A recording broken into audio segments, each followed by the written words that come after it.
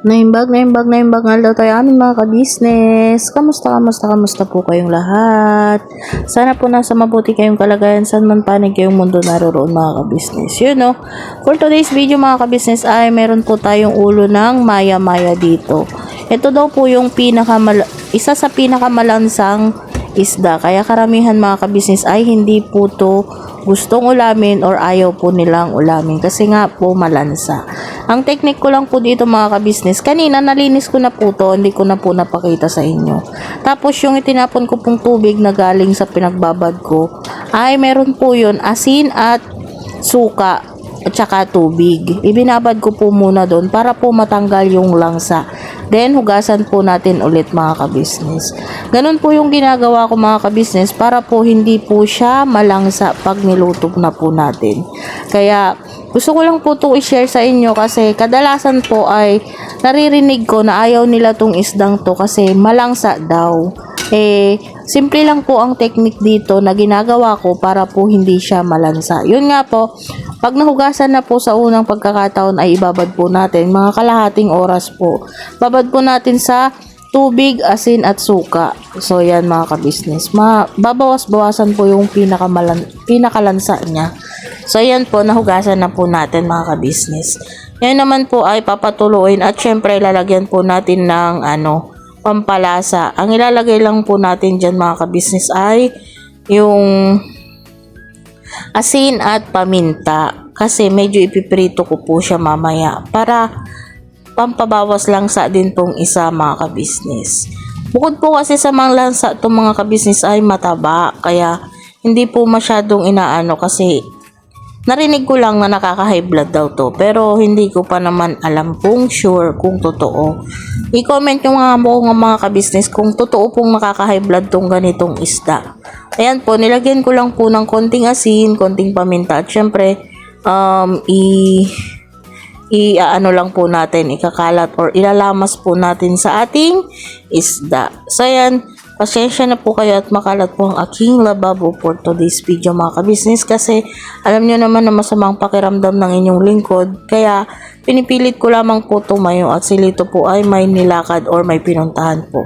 So ayan mga ka-business, ibababad ko lang po to ng siguro mga ilang minuto para naman po yung asin ay lumasa sa ating isda. Yun, natalamsikan nga po yung aking lagayan ng asin na maganda, charot. Kaya hinugasan ko po kasi para hindi po siya malangsa. So yan mga ka-business. Syempre habang ibababad po natin yung ating isda, sa mga pampalasang nilagay natin ay syempre hugasan na po natin agad yung mga ginamit natin para hindi na po dumami mga ka-business. Sino po ang katulad ko na ganito mga ka-business? Kung ano po yung ay aagarin na para hindi na po siya dumami. Kasi mas maganda po kung laging malinis ang ating lababo.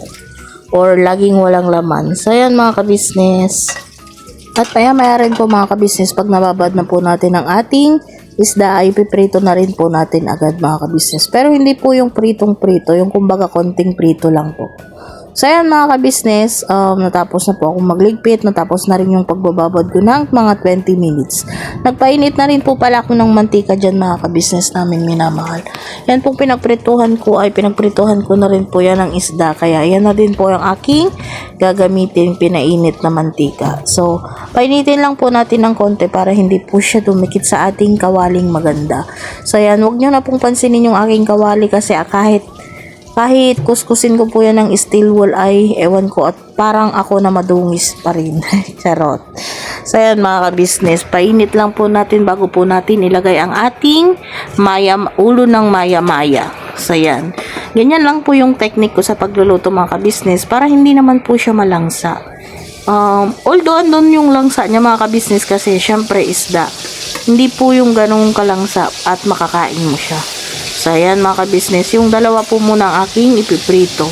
At tignan nyo po dyan mga ka-business, tatakpan ko po sana. Kaso mas malaki pa po yung ulo ng maya-maya kaysa dun sa takip. Kaya tatanggalin ko na lang mga ka-business. Tatakpan ko po sana para hindi na masyadong matalamsik. Pero no choice, wala naman po tayong takip na medyo malaki. Kaya taste na lang po muna tayo. So ayan mga ka-business na minamahal yan. Medyo okay na. Medyo dumikit po mga ka-business kaya dahan-dahan po nating babalik ta rin So, yan. Kahit hindi naman po siya brown na brown kasi iluluto pa naman po natin siya ulit mamaya mga kabisnes. So, yan. Ganyan lang po. Medyo pinag-brown ko lang ng konti para tanggal po talaga yung ating langsa ng isda. Kayo po mga kabisnes, nag-uulam po ba kayo na ito? Isa po kasi ito sa murang isda pero yun nga yung problema, malangsa daw. Itong 4 na pirasong to mga kabisnes ay nabili ko lamang po ng 50 pesos. Yung tumpok-tumpok mga kabisnes. Pero hindi naman siya fresh pa po siya kaya masarap pa po siyang sabawan.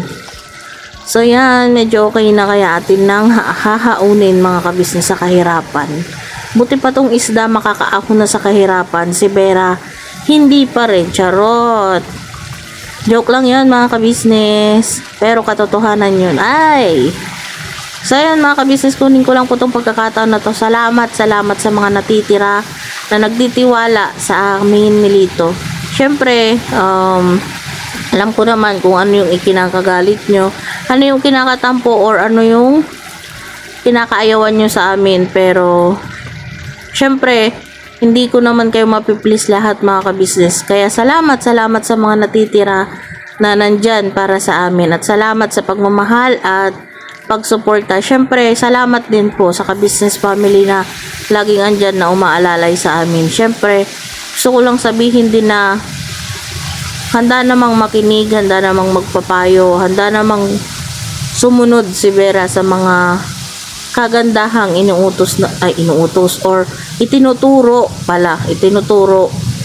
ng ka-business family, lalong-lalo na kila ate at kuya. Syempre, ewan ko, at gano'n na lang yung tingin ng iba sa amin, yung hindi daw sumusunod.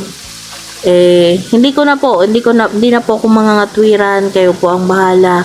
Yun po yung tingin nyo sa amin, yun yung tingin nyo sa akin, salamat pa rin mga kabisnes kasi kahit pa paano naging part kayo ng journey ni Ate Vera. So yan mga kabisnes, tapos ay habang nagpiprito po pala tayo mga kabisnes ay i-ready ko na rin po yung aking mga ingredients. Pero kulang po tayo mga kabisnes, kulang po ako ng kamatis. Isa rin po sana yun sa magpapasarap. Kaso wala po akong kamatis ngayon. Wala po kasing kamatis yung tindahan na malapit sa amin at sarado na po yung mga bilihan na iba. So, syempre wala namang choice si Vera kundi lutuin pa rin kahit kulang ang ingredients. Taste na lang tiyaga at syempre yun na lang ang ating gagawin kasi yun lang ang nandito sa atin. Kaya itutuloy pa rin natin to sa ayaw at sa gusto nyo. Char!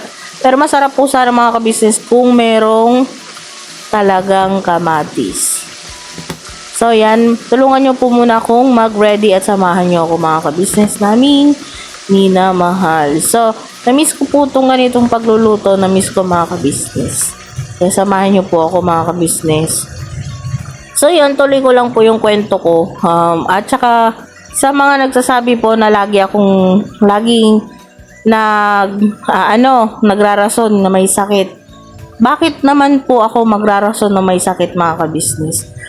At sabi pa ng iba, nung nandun daw kila kuya ay hindi naman ako nagkakasakit. Hindi nyo po alam mga kabisnes.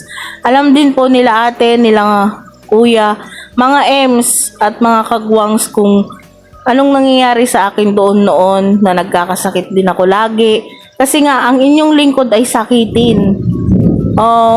Sa ayaw at sa gusto ko ay sakitin ako mga kabisnes. Kaya maswerte nyo kasi hindi kayo tulad ko na sakitin. At syempre, ayaw ko naman tong ganito ayaw ko tong ganitong sakitin ako. Kasi eto nga, nalilimitahan yung aking pagtatrabaho. Nahihiya din naman ako kila ate at kuya na lagi akong wala. Wala naman akong magagawa mga kabisnes Ito ako mas sakitin. Kaya minsan nakakapag-isip din ako na parang hindi ako bagay kila ate at kuya kasi nga napakamasakitin ko. Syempre nahihiya din ako na lagi akong wala na ganito. Pero kung kung may choice lang ako mga ka-business, kung bibigyan lang ako ng pagkakataon, sino bang may gusto ng laging may sakit? Sige nga, sabihin nyo nga mga ka-business, kung may kapamilya kayo na laging may sakit, masasabi nyo kaya yung mga ganyang sinasabi nyo sa akin na halos hindi malamon na aso. Pero wala akong magagawa mga ka-business. Gusto nyong sabihin yan, galing sa bunganga nyo yan. At least ang nasa akin, para sa akin ha, hindi ako ang nagkakasala sa Ama sa mga sinasabi nyo sa akin. Kasi alam ng Ama, ng ating Amang Diyos, kung ano yung nangyayari sa akin. Okay lang yung mga ganyang sinasabi nyo sa akin. Masakit, pero syempre, wala akong magagawa Napakamasakitin ko kasi talaga mga ka-business. Simula nung bata pa ako. Kaya kahit ayaw ko tong ganito, wala akong choice. Nagkakasakit ako lagi. Kaya magpasalamat lang sana kayo na hindi kayo yung naging katulad ko. Hindi kayo naging katulad ko na sakitin. Wala kayo sa lugar ko. Kaya salamat sa mga sinasabi niyo sa akin. Hindi na rin ako magpapaliwanag ng mahaba. Siguro okay na to. Sa mga matitira na manunood at susuporta sa amin, salamat ng madami. At sa mga naiinis na kasi nagkukunwari lang daw akong tamad, ay na may sakit, tamad daw ako. Salamat pa rin po. At ganyan ang niisip nyo. Sana nga nagkukunwari na lang akong tamad mga ka-business. Ay nagkukunwari na lang akong may sakit, tamad na lang sana ako. Sana ganun na lang para hindi ko nararamdaman lagi ang may sakit. Alam nyo, sa totoo lang, nung bata ako, halos linggo-linggo or sa loob ng isang buwan, ilang beses akong nauuspital. Kasi nga mula bata ako, sakitin ako. Kaya papalad kayo mga ka-business kasi hindi kayo yung nasa kalagayan ko. At alam din naman ng family ka-business yan na napakamasakitin ko. Kaya nga minsan nahihiya na rin akong pumunta doon. Nahihiya na rin akong magtrabaho kasi nga ganito ako. Pero nasa inyo na yan. Pasensya na kayo mga ka-business kasi gusto ko lang din yung damdamin ko mga ka-business na ilabas sa inyo kung bakit kayo nagkakaganyan, kung bakit ako nagkakaganito. Gusto ko lang din sabihin sa inyo mga ka-business. Maniwala, hindi kung sa hindi. Wala na po akong hindi ko na po hawak or hindi ko na control yung isip nyo sa akin. Hindi ko naman po kayo masisisi mga ka-business kasi nga lagi at paulit-ulit na ganito na may sakit ako. Hindi ko to ginusto. Sana lang wag dumating sa inyo, sa mga nagsasalita sa akin ng masasakit. Sana lang wag dumating sa inyo yung time na kayo naman ang maging ganito tulad ko. Sana wag po mga ka-business. Ayun ha, patalastas lang po tayo muna sandali mga ka-business, So ayun po, kami po ay dealer ng mga sewing machine. Iba-ibang klase mga sewing machine po, high speed, aging, piping, etc. Household, industrial, meron po tayo niya mga ka-business. So doon sa mga inquiries po, paki-message nyo po yung Facebook page namin at paki-contact rin po kami sa aming cellphone number. Maraming salamat po mga ka-business. So yun, tuloy na panonood. Discover! So yun mga ka-business, balik po muna tayo sa ating pagluluto. Ito po at magigisa na po ang inyong lingkod. Lulutuin ko na po yung ating isda. Tapos na pong naprito at naihahon ko na rin po sa kahirapan. Sana all na nakaahon na sa kahirapan mga ka-business. So yun joke lang po mga ka-business. Tayo lang po ay good vibes kahit tayo may mga nararamdaman. So yan mga ka-business, nung mainit na po yung aking kaserola ay maglalagay na po ako ng mantika. Ang ginamit ko po dyan ng mantika ay yung pinagprituhan ko na rin po ng isda. Kasi yung isda na rin po na yun yung po iluluto ko rin naman. Kaya yun na po yung aking ginamit mga ka-business. Kumukuha lang po ako kasi mainit pa po. Yan, kaya nilagay ko po sa mangkok muna kasi para hindi po magtulo at syempre hindi po ko mapasok. So ayan mga ka-business. Una ko lang pong gigisahin dyan yung aking luya mga ka-business. Yan. Gisa po nating maigi mga ka-business at syempre gisa po natin sa mahinang apoy. At syempre antay-antayin lang po nating medyo mag-brown-brown sila mga ka-business. So yan mga ka-business, pasensya na po kayo sa na naging emotional ang inyong lingkod kasi gusto ko lang din pong ilabas yung nasa dibdib ko. Kasi mahirap pag di ko inilabas to. So yun, nilagay ko na rin po yung sibuyas at bawang mga ka-business. Masarap po sana tututo kung may roon po tayong yung tawag nun, kamatis mga ka-business. At sa mga gusto ko lang din po palang ituloy sa mga nagsasabi po na tamad ako, nasa inyo po yan mga ka-business kasi hindi nyo naman po ako nakikitang gumalaw or magtrabaho ng personal. Mas maganda po sana bago kayong magsalita ay yung nakita nyo na po ako magtrabaho or nakita nyo na po kung ano ang kilos ko sa trabaho. Kaya bago po kayo magsalita. Opo, madali pong mag-judge. Madaling mag-judge sa mga tao na hindi po nakikita ang karamihang oras nila. So, yun. Sa totoo lang mga ka-business, opo, nasa vlogging po kami, nandoon ang buhay namin. Pero, pinakamahaba ng isang oras na nakikita nyo kami sa isang araw.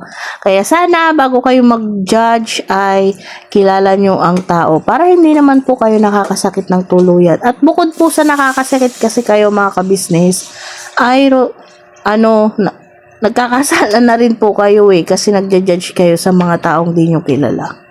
So yun, balik po tayo sa ating niluluto. Nung brown na po yung ating mga lamas or mga sangkap na iginisa ay naglagay na po tayo ng tubig dagat, charot, tubig po na galing sa nawasa. At nilagay na rin po natin yung siling pangsigang at naglagay ako ng paminta. Pampabawas langsa din po kasi minsan yang dalawang yan, sili at paminta. So yun, at syempre maglalagay po tayo ng konting asin dyan mga ka-business. Konti lang po kasi meron na pong lasa na konti yung isda natin. So yun, pakuluin lang po natin. Papakuluin ko po yan ng kulong-kulo kasi para yung mga aroma ng sangkap natin ay lumabas at mapunta po sa sabaw. So yan, siguro nung kumulo po ay pinakulo ko po siya ng 7 minutes or 5 minutes bago ko po ilalagay itong ating isda. So yan mga ka-business. Lagay na po natin yung ating isda. Kita nyo po yung mga isda mga ka-business. Mataba po siya. Kaya sabi po ng iba ay nakaka-high blood. Tunay po bang nakaka-high blood to mga ka-business? Pa-comment naman po para alam din ng inyong lingkod mga ka-business. So yun luto lang po natin yan hanggang sa maluto ng husto yung ating isda at matanggal yung pinakalangsa niya. So yan, hindi ko na po pala nakapakita mga ka-business. Dinagdagan ko po yung sabaw kasi yung sabaw ng sinaing ko pala nalimutan kong ilagay. Mas masarap din po yun, yung sabaw ng sinaing, yung pinaghugasan po. So, yan, kulong-kulo na po mga ka-business namin minamahal. Yun, So, yan mga ka-business, pero, ilalagay na rin po natin yung ating pangsigang. Yan, naglagay lang po ako ng isang pack. Maasim na po yan, kasi, maliit lang naman po yung ating kasirola. Ilan lang po kasi yung aking lutoan dito ng mga ginagamit. Kasi yung mga gamit ko nga po ay inuwi ko lahat sa Tarlac nung nag-uwi po ako ng mga gamit. Kaya ilan na lang po itong mga gamit ko rito ngayon mga ka-business. Pero syempre mapagtsatsagaan naman po at nakakapagluto naman. At ang nilagay ko lang po palang kulay ay talbos ng kamote. Kasi yun lang po ang meron ako. Yun lang po yung nabili ko mga ka-business. Pero syempre masarap na po yan at pwede na para sa mga hindi maarte at hindi mapili. So, yan mga ka-business. Sana po nagustuhan nyo ang ating munting vlogs mga ka-business naming minamahal. At sana po mga ka-business ay may natutunan kayo kahit paano sa aking munting vlogs para po makapag-ulam din kayo neto. Yung hindi pa po nakakapag-ulam neto, try nyo yung ginawa ko para hindi kayo malangsaan mga ka-business. or hindi malangsa yung isda para sa inyo. Try nyong ibabad doon sa tubig asin na may suka. Then iprito nyo po ng konti mga kabisnes. Matatanggal po yung pinakamalangsa niya.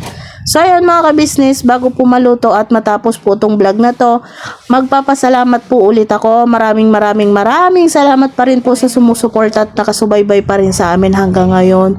Mula noon hanggang ngayon, maraming salamat po sa inyong lahat. At syempre sa mga hindi ko po na shoutout, sana po hindi po kayo magalit sa akin kasi meron ngang pinagdadaanan ng inyong lingkod, masama ang pakiramdam, na isisingit ko lang po, at kung may nalilimutan man ako, wag po sana kayong magdaramdam. So yan, maraming salamat po at sana po patuloy nyo pa rin suportahan, lalong-lalo na po ang Kabisnes Official, Papa Dins TV, Kabisnes Family, at syempre yung kay Mars, Mrs. KB Official. Hanggang dito na lang po ang aking vlogs mga kabisnes. Ingat po kayo palagi at God bless us all!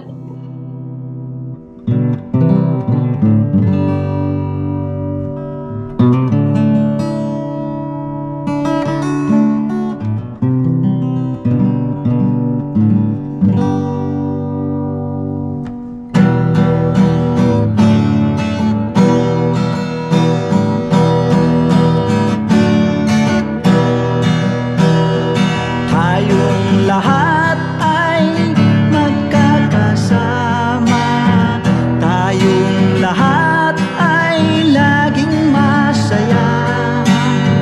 Pagtulong nyo ay sigurado, pagkat mayroon kayong heart of gold.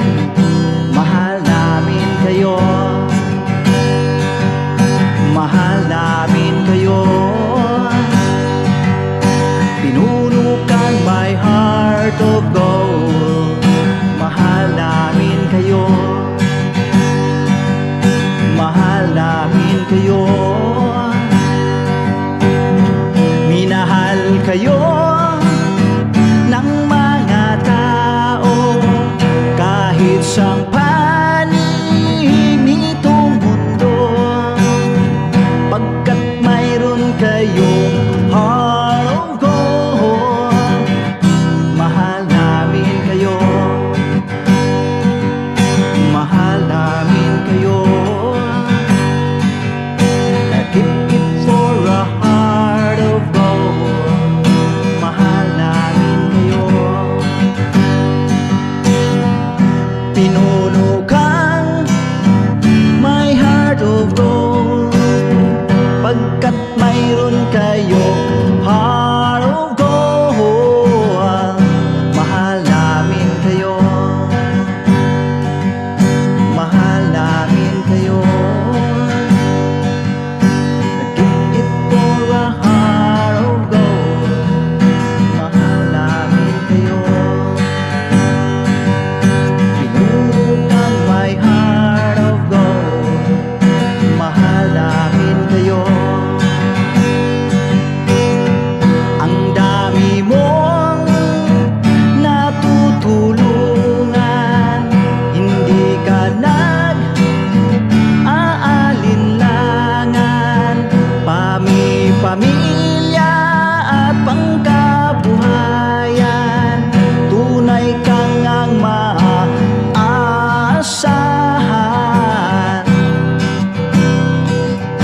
Mahal namin kayo, pinuno kang my heart of gold. Mahal namin kayo. Mga gawa mo'y kinalulugdan ng ating Diyos na makapangyarihan.